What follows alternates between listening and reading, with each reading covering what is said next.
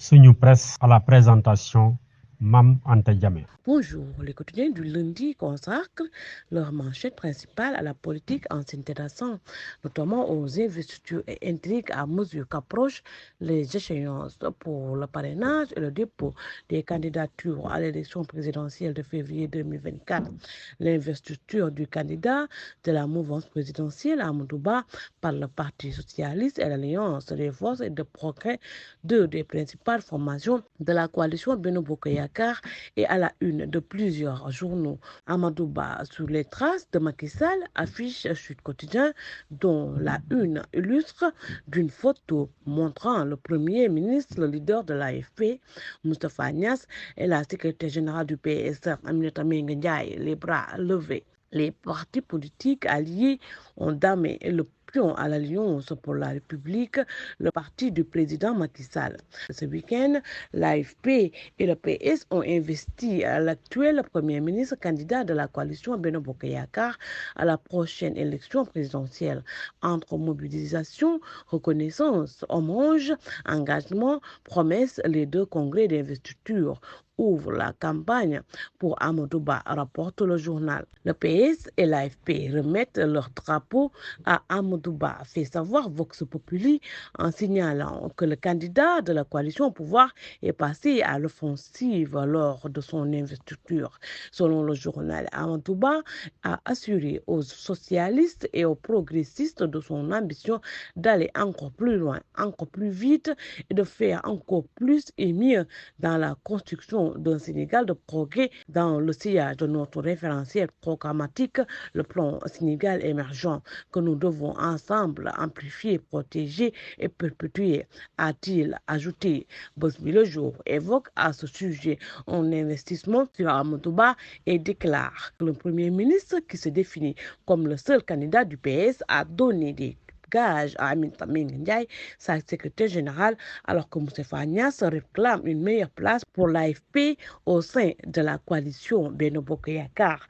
D'autres publications ont mis en avant l'investiture de Bougane Gueye Dany, le leader du mouvement Gëm Sa Bopp, lequel, dans des propos rapportés en une par le journal LAS, déclare « Je serai le serviteur du peuple ».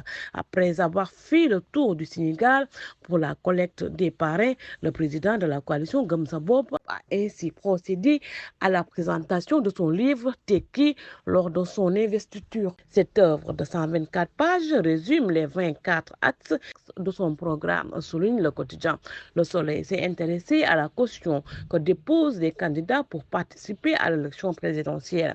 Même si le rythme n'est pas aussi endiablé que celui du dépôt des candidatures à la direction générale des élections, à la caisse des dépôts et consignations, on ne chôme pas depuis 3 semaines, indique le journal qui signale qu'à ce jour, la barre de 40 candidats et du milliard de francs CFA de caution est largement dépassée. Pendant ce temps, Walf Quotidien croit savoir que le courant ne passe plus entre l'ancien maire de Dakar, Khalifa Ababacar Sall, candidat déclaré à la présidentielle de février 2024, et le président Macky Sall. Le quotidien du groupe Walfadjri fait remarquer l'heure et à la guerre entre le chef de l'État et le camp de la coalition Taxawu Sénégal et affirme que le pouvoir cible les finances et la candidature de Khalifa Sall à l'élection présidentielle de février prochain. Fini les échanges de bons procédés entre Macky Sall et la coalition Taxawu Sénégal. Les poignées de main entre le président Macky Sall et Khalifa Sall d'une part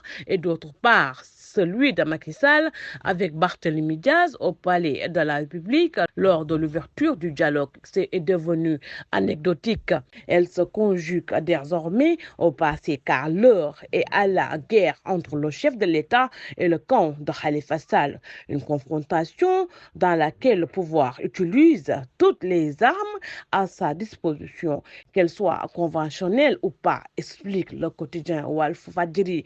S'intéressant à son tour À la relation entre les deux camps, l'observateur fait observer qu'après une période d'apaisement, Barthélémy Diaz reprend du service et tire sur le régime qu'il accuse de vouloir dépouiller la mairie de Dakar et torpiller la candidature de son leader Khalifa Sall. La fin de l'accalmie après un semblant de rapprochement, s'interroge le journal, vraisemblablement intrigué. D'autres publications ont choisi d'entretenir leurs lecteurs de la série de saisies de drogue opérées dernièrement au Sénégal. Le journal Libération évoque des saisies d'une contre-valeur de 252 milliards de francs CFA en 17 jours. La marine tonne fort, s'exclame en une le quotidien, journal du groupe Avenir Communication, en rendant compte d'une nouvelle saisie de cocaïne dans les eaux sénégalaises. Les saisies records de cocaïne en haute mer se multiplient. La marine sénégalaise a arraisonné un navire contenant 3 tonnes de cocaïne le 14 décembre dernier, après celui qui a intercepté dans la nuit du 26 au 27 novembre à 150 km au sud de Dakar avec le même tonnage, rapporte le journal.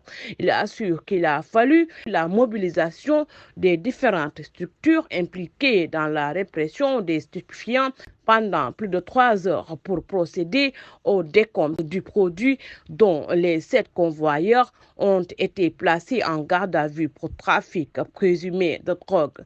Bonne lecture et bonne journée. Sunu Presse vous a été offert par l'Agence sénégalaise de la reforestation et de la Grande Muraille Verte.